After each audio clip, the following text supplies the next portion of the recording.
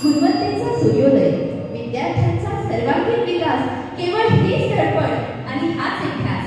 मुळाक्षरे लिहायची आणि सुविचारांची आस, वाटचाल ज्ञानरथाची, अखंड दैवत राहो जगती ज्ञानाचा प्रकाश.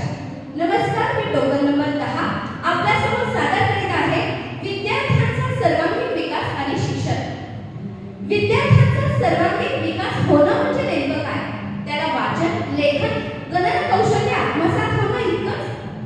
विद्यार्थ्यांच्या प्रगती पुस्तकावर झालेली गुणांची गाठ ही त्याच्या सर्वांगीण विकासाची निदर्शन खरंच असते का? या प्रश्नांचा विचार केला असता आपल्या असं लक्षात येईल की केवळ बौद्धिक भरारी म्हणजे शिक्षण नव्हे, तर विद्यार्थ्यांची स्वतंत्र प्रतिभा विकसित करणारे, त्यांना सृजनशील बनवणारे, त्यांच्यामध्ये वैज्ञानिक दृष्टिकोनाचा परिपोष करणारे, मूल्याधिष्ठित समाजाची निर्मिती करणारे, 21व्या शतकासाठी विद्यार्थ्यांना आवश्यक कौशल्यांचा विकास करणारे, त्याच्या बुद्धिशीलतेला चालना देणारे, त्याच्या शारीरिक, बौद्धिक, मानसिक गरजांचा विकास साधणारे, एकूणच विद्यार्थ्यांच्या जीवनाला गतिमती आणि शक्ती देणारे शिक्षण म्हणजे सर्वांगाने सर्वांगीण विकास साधणारे शिक्षण. यावर तुमचं आमचं सर्वांचंच एकमत. शिक्षणाने मानवी जीवनाची लांबी रुंदी खोली वाढावी, आदर्शवाद केवळ कागदावर न राहता कृतीत उतरावा, सुविचाराचं रूपांतर सुआचारात व्हावं आणि शिक्षण हे सर्वांगानं केवळ मस्तकस्पर्शी न राहता जीवनस्पर्शी ठरावं, हीच या मागची भूमिका. आपला बालक, आपला विद्यार्थी हा शिक्षणाचा केंद्रबिंदू मानून त्याच्या बौद्धिक, शारीरिक, मानसिक, भावनिक विकासातील अडथळे जाणीवपूर्वक दूर करण्याचं काम हे शाळा, पालक आणि समाज यांना मिळून करायचं असतं आणि त्यामध्ये महत्त्वपूर्ण भूमिका बजावतो तो त्या विद्यार्थ्याचा शिक्षक.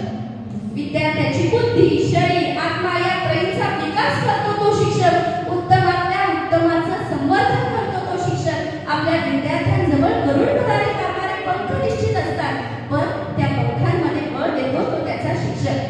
समाजहीन पर्यायाने राष्ट्रहीन साधण्यासाठी शाश्वत मूल्यांचं संक्रमण करतो तोही शिक्षकच. आणि म्हणूनच मातृदेवो भव, पितृदेवो भव या मूलमंत्रापाठोपाठ आचार्य देवो भव असे गौरवोद्गार आपल्या भारतीय संस्कृतीने शिक्षकांविषयी काढले आहेत.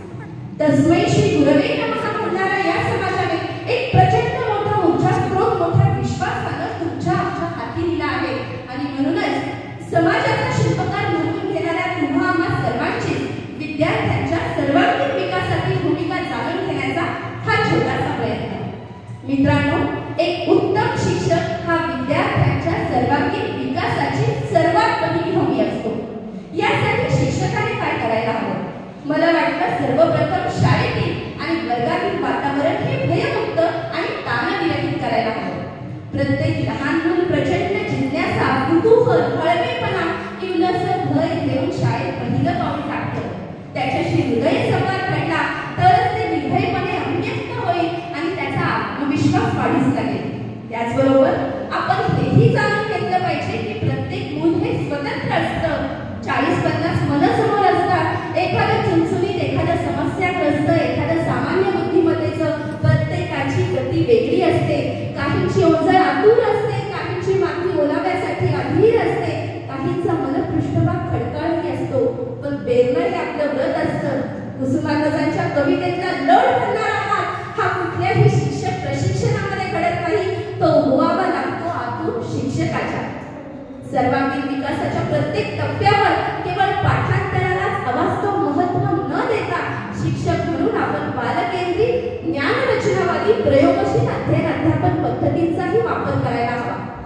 आपण केवळ सालाबादप्रमाणे येणाऱ्या प्रगती पुस्तकांच्या, पाठ्यपुस्तकांच्या आणि निकालाच्याच मागे लागलो तर त्याच कृष्णधवल रंगांमध्ये आपल्या विद्यार्थ्यांचं बालपण हरवून जाईल. आणि म्हणूनच अध्ययन अनुभव हे विद्यार्थ्यांच्या फक्त स्मरणशक्तीवर आधारलेले, त्यांना परीक्षार्थी बनवणारे नसावे, तर अनेक सहशालेय उपक्रमांच्या माध्यमातून त्यांचं आयुष्य रंगीबेरंगी करणारेही असावे. सर्वांगीण विकासाच्या प्रत्येक टप्प्यावर प्रत्येक विद्यार्थ्याला प्रत्येक गोष्ट प्रत्येक वेळी जमेलच असं नाही. अशा वेळी आपल्या विद्यार्थ्यांच्या चुकांकडे शिक्षणातील एक पायरी म्हणूनही आपल्याला पाहता यायला हवं.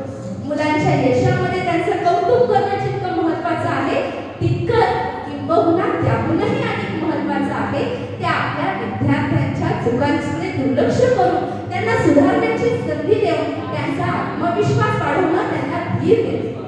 आपली मुलं ही समाजाच्या विविध स्तरातून वेगवेगळ्या शैक्षणिक, आर्थिक, सामाजिक पार्श्वभूमीतून शाळेमध्ये प्रविष्ट झालेली असतात. अशा वेळी त्यांच्या बोलीभाषेचा स्वीकार करत त्यांच्या आवडीनिवडीशी, गरजांशी सुसंगत अशा अध्ययन अनुभवांची रचना करणं हे शिक्षक म्हणून आपलं काम आहे. कसं असतं, शिक्षकाची नोकरी कागदावर असते, पण व्रत काळजावर जपावं लागतं. मनाचा टिपकावर सतत जागा ठेवून नवनवीन अध्ययन अनुभवांची रचना करण्याचं कौशल्य हे शिक्षक म्हणून आपल्या जवळ असायलाच हवं. या निसर्गाने प्रत्येक व्यक्तीमध्ये प्रतिभेचा अंश ठेवलेला आहे, तसाच तो आपल्या विद्यार्थ्यांमध्येही आहे. अभिव्यक्तीची रूप ही प्रतिभा धर्मानुसार आकाराला येतात. ही प्रतिभा आपल्या एखाद्या विद्यार्थ्याच्या लेखणीतून साकारेल, तो उद्याचा नामवंत लेखक कवी बनेल. हीच प्रतिभा एखाद्या विद्यार्थ्याने कुंचल्यातून साकारली, तो उद्याचा सुंदर चित्रकारही बनेल. लय, ताल, ठेका अभिनयाच्या माध्यमातून साकारली, उत्तम नृत्य दिग्दर्शक घडतील. गोड गळ्यात उमटली, उद्याची सुप्रसिद्ध गायिका गायक बनेल. आणि हीच प्रतिभा मैदानावर बहरली, अनेक यशस्वी खेळाडू या देशाला मिळतील. हीच प्रतिभा आत्मविश्वासानं व्यासपीठावर उभी राहिली, अनेक दिग्गज वक्तेही घडतील. गरज आहे ती आपल्या मुलांचा नैसर्गिक कल आणि सुप्त क्षमता ओळखून त्यांना खतपाणी घालून त्यांचा विकास होण्याची संधी आपल्या विद्यार्थ्यांना प्राप्त करून देण्याची.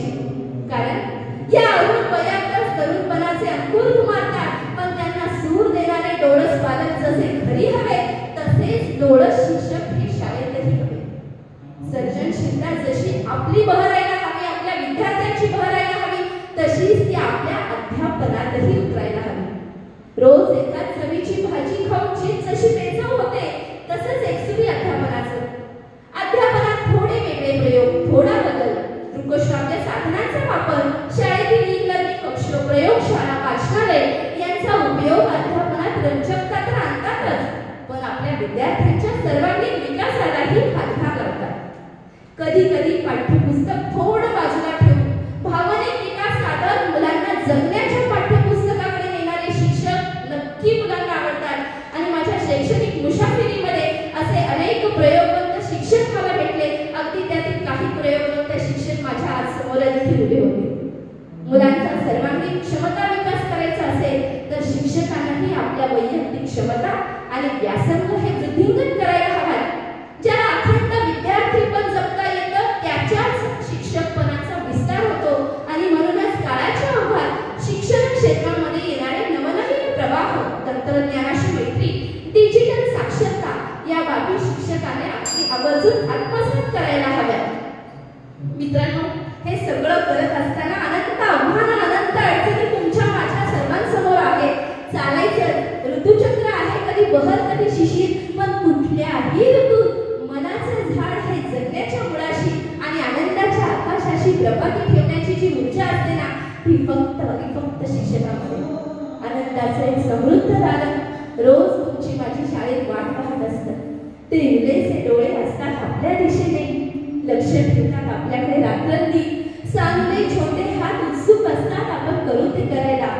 ही चिमणी मुलं स्वप्न पाहत असतात आपल्यासारखं बनण्याच्या दिवसाची. ही चिमणी मुलं आदर्श आपल्याला मानतात. असतो आपण त्यांच्यासाठी शहाण्यातलेही शहाणे. आपली स्मारकं इतरांप्रमाणे समृद्ध नसतीलही, पण शेकडो मुला मुलींच्या मनामध्ये आपल्या आठवणींची निरांजना ही अक्षय देवत असतात. आणि त्याच प्रकाशात तर काळोखातल्या औरवाटा क्षितिजांशी संवाद साधतात. आणि म्हणूनच मित्रांनो, मुलांच्या सर्वांगीण विकासाने आपली ही महत्त्वपूर्ण भूमिका आज नव्याने जाणून घेऊया आणि पुन्हा एकदा संकल्प करूया. शाळा हीच आहे आनंद निधान, अर्पित तन्मन शाळेसाठी. शाळा मंदिरात विद्यार्थीच देव, झिजवीत देह त्याच्यासाठी. देशाचे भविष्य घडे वर्गात करी, हीच उक्ती खरी सार्थ करी. शिकणे शिकविणे उत्सव मनाचा, अनुभव मोलाचा, आपल्या साऱ्यांसाठीच